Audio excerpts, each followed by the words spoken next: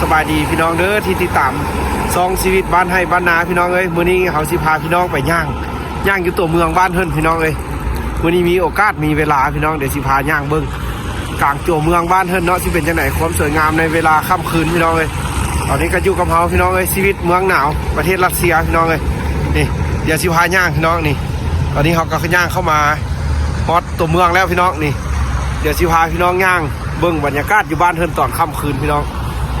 ว่าสิเป็นแนวไหนเนาะเฮามาอยู่นี่ก็ยังไม่ได้ไปถ่ายให้พี่น้องเบิ่ง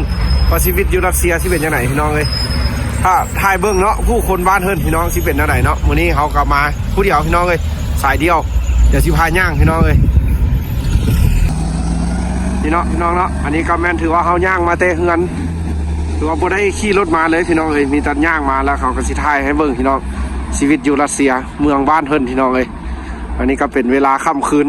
7 โมงพี่น้องเอ้ย7 โมงเขาสิย่างอยู่ประมาณ2 ชั่วโมงเพราะว่าอยู่ดุ่นก็บ่ได้พี่น้องมันหนาวเดี๋ยวสิย่างจากบึดพี่น้องเบิ่งเนาะความงามบ้านเฮิรนก่อนค่ำคืนเอาขอบใจพี่น้องเด้อที่ เข้ามาติดตามให้กำลังใจครับชมคลิปชีวิตของเขาอยู่รัสเซียพี่น้องเอ้ยกับหมู่คู่หลายๆคนวันนี้เขาก็สิได้โอกาสดีๆสิพาพี่น้องถ่ายมุมงามๆอยู่รัสเซียพี่น้องเอ้ยนี่สำหรับบ้านเฮิรนพี่น้องเอ้ยที่เขามาอาศัยอยู่เนาะเมื่อเขามาอยู่แล้วเขาก็สิเลาะเบิ้งเนาะพี่น้องเนาะเป็นแนวใดความแตกต่างระหว่างบ้านเขากับบ้านเฮิรนอยู่บ้านเฮิรนนี่สิม่วนแนวใดสิมีความสุขแนวใดเนาะเบิ้งผู้คนบ้านเฮิรนใช้ชีวิตแนวใดเนาะการไปการมาของเพิ่นพี่น้องเอ้ย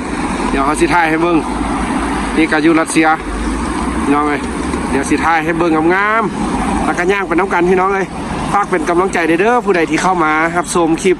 ชีวิตอยู่รัสเซียของเขาพี่น้องเอ้ยเพื่อเป็นกำลังใจให้เขาในการถ่ายคลิปเพื่อได้ บรรยากาศต่อหน้าไปงามๆให้พี่น้องได้เบิ่งได้รับชมพี่น้องเอ้ยอันนี้ก็ถือว่าบ้านเพิ่นพี่น้องเอ้ยนี่ก็จะถ่ายให้เบิ่งกับเมืองหนาวๆพี่น้องเอ้ยชีวิตของข้าเจ้าอยู่รัสเซียชาติรัสเซียพี่น้องเอ้ยสิเป็นแนวใดก็สิพาย่างพี่น้องเอ้ยแบบชีวิตกะบ้านนอกอยู่กลางเมืองนั่นแหละพี่น้องเอ้ยบ่ฮู้หยังหรอกก็ย่างแบบตามภาษาไปเลยพี่น้องเอ้ย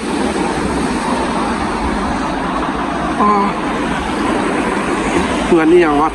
คักเนาะอันนี้เนาะพี่น้องเนาะก็ตกแต่งคักขนาดนี้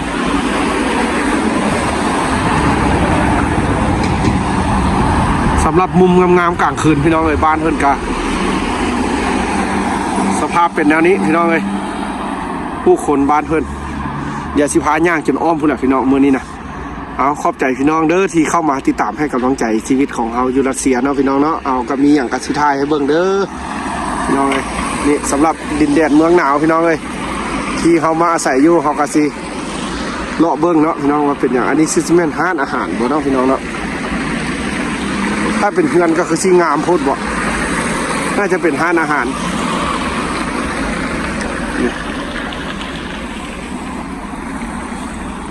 เบิ่งคนเมืองบ้านเพิ่นพี่น้องย่างต่อพี่น้องเลยสิถ่ายงามๆให้เบิ่งเด้อ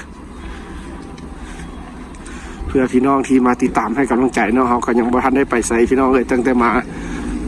าจากไทยจากบ้านเฮาพุ่นแหละแต่เมืองลาวมาแล้วก็มาไทยแล้วก็ยังบ่ได้พาพี่น้องมาย่างเบิ่งกลางตัวเมืองบ้านเฮิรนเนาะสิเป็นจังได๋สำหรับเมืองนี้พี่น้องเลยอันนี้ก็จะเป็นคิวรถเมย์พี่น้องเลยคิวรถเมย์บ้านเฮิรนเป็นก็จะใช้ชีวิตแบบนี้เลยพี่น้องนี่ผู้คนบ้านเฮิรนรถเมย์ถือว่าแล่นตลอดพี่น้องมีแต่เขาเลือกขึ้นเลือกหาเลยอยู่รัสเซีย3-4 คันเรียนกันไซไลน์พี่น้อง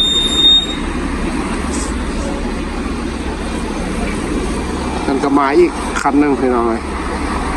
นี่ถือว่าอยู่คิวรถเมย์พี่น้องเลย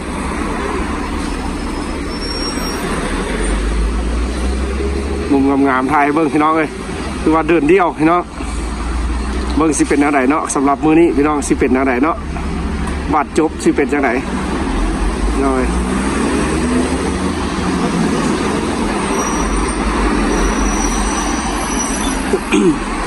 ส่วนใหญ่คนบ้านเฮิรนจะย่างเด้อพี่น้องเลย ถ้าเป็นผู้ที่อยู่บ้านใกล้เงินเคียงบ่อยู่พักอยู่ใกล้อยู่เคียงนี่มันก็จะย่างเอาพี่น้องเพราะว่าบ้านเพิ่นมันบ่มีรถจักรพี่น้องเลย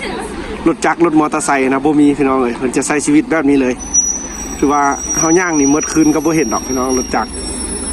ถ้ามีก็มีแต่รถที่แบบนี้เลยพี่น้องเลยที่แบบส่งอาหารพี่น้องรถไฟฟ้าส่งอาหารอันนี้สำหรับเมืองนี้เด้อพี่น้องเมืองจูเมนประเทศรัสเซียสิเนี่ยผู้คนบ้านเพิ่นก็จะเป็นแนวนี้พี่น้องเลย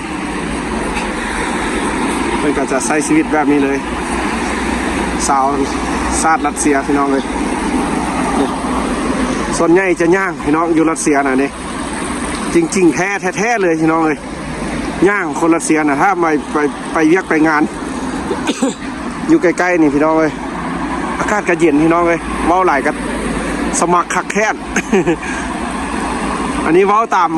ภาพมุมความจริงเลยอยู่นี่เลยเด้อพี่น้องเลยเอาก็ถือว่าบ่มีความรู้อย่างไรพี่น้องกับเบิ้งแล้วก็อธิบายไปเลยตามที่เอาเห็นแล้วเอากระถ่ายให้เบิ้งพี่น้องเลยเพราะว่าตัวเองกับโบเก่งหรือว่าโบ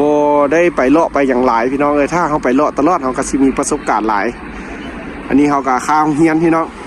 เขาไม่ได้ไปถ่ายให้พี่น้องเบิ้งสำหรับบ้านเพื่อนพี่น้องเด้อนี่รัสเซียพี่น้องเลยผู้คนอันนี้ตึกอาคารบ้านเพื่อนพี่น้องนี่คือว่าสร้างตั้งแต่ปี 1991พุ่นพี่น้องนี่คือว่าซาดเมืองหนาวพี่น้องเลยประเทศรัสเซียผู้คนหรือว่าบ้านเพิ่นเนาะพี่น้องเขาก็จะใช้ชีวิตแบบนี้แหละ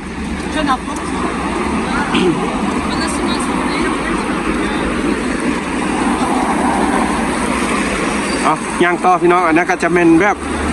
อันเป็นบอนลิ้นของเด็กน้อยพี่น้องเลยอันนั้นบ้านเขาก็จะเป็นซิงซ่าบอกมีอย่างไปสลับพี่น้องอันนี้ถือว่าอีกมุมนึงพี่น้องไงที่ไทยเบิ้ง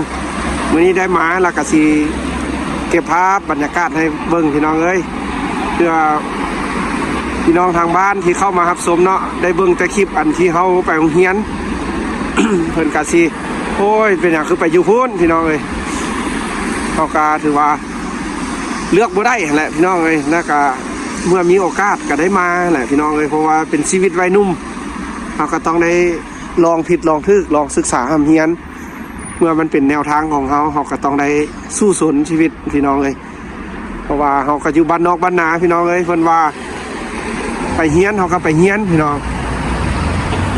เขาก็บ่ฮู้ดอกว่าแนวใดมันสิดีแนวใดมันสิเป็นแนวใดเนาะเพราะว่ามีแต่ว่าพ่อแม่เพิ่นว่าไปแล้วก็ไปพี่น้องเลยแล้วก็พ่อลุงแม่ป้าเอาเพิ่นว่าไปลองเบิ่งแล้วเขาก็มาพี่น้องเลยเพราะว่าการศึกษานั้นก็ใช้เวลาดนนานพี่น้องเลยใครแต่ได้มีเวลาได้กลับบ้านได้พี่น้องเลยเขาก็ถือว่าโล่งใจไปพี่น้องเพราะว่าได้กลับบ้าน เพราะว่าถ้าบ่ได้กลับมันก็สิคิดฮอดบ้านเนาะพี่น้องเขามาอยู่พี่เนาะไก่พ่อไก่แม่มาใช้ชีวิตอยู่พี่ชนชาติมันก็ต่างกันพี่น้องเลยวัฒนธรรมการกินอยู่มันก็ต่างกันแล้วกับมื้อนี้มีโอกาสก็ได้มาถ่ายคลิปให้พี่น้องเบิ่งเด้อผู้ที่ติดตามพี่น้องเลยเขาก็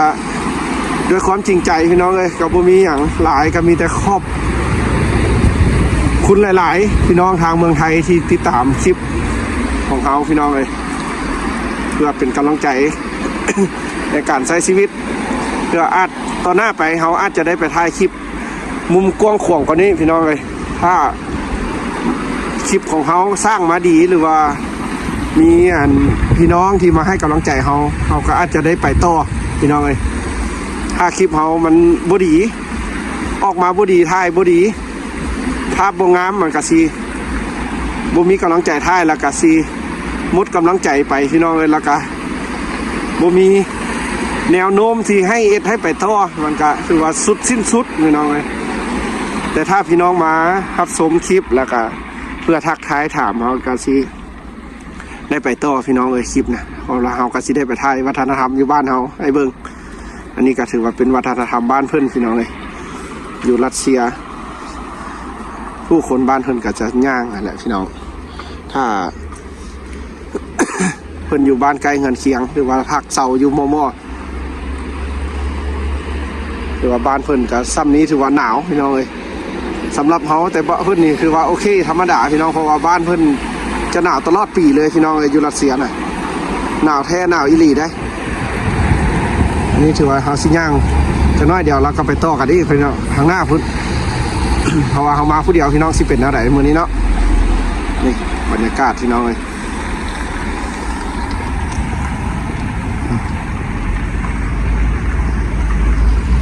บ้านเทินวัฒนธรรมเพิ่น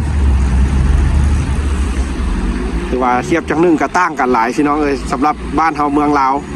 คือว่าอยู่บ้านเฮาก็ถือว่าน่าจะใช้แต่รถจักรถอันทีบพี่น้องเลยแต่อยู่รัสเซียเพิ่นจะย่างพี่น้องเลยมันก็จะเน้นย่างเพราะว่าจะเป็นวัฒนธรรมของเพิ่นพี่น้องเลยเพราะว่าบ้านเพิ่นบ่มีรถจักรนั่นแหละพี่น้องเลยนี่มาแล้วคันหนึ่งนี่คันที่สองหักได้ดีหน่อย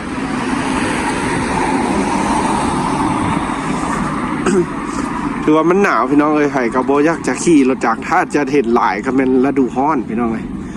นี่อยู่บ้านเพิ่นพี่น้องอันนี้จะเป็นคิวรถเมล์ที่คนในเมืองเพิ่นใส่พี่น้องเลย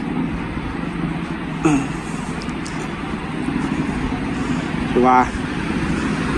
จุดนี้ก็ถือว่าอีกจุดหนึ่งพี่น้องที่เป็นใจกลางเมืองเด้อเอากระถ่ายเบิ้งเดี๋ยวย่างไปอีกแล้วเห็นมุมงามๆที่ถ่ายเบิ้งอีกพี่น้องเลยถือว่าบ่อนที่ผู้คนสัญจรพี่น้องเลย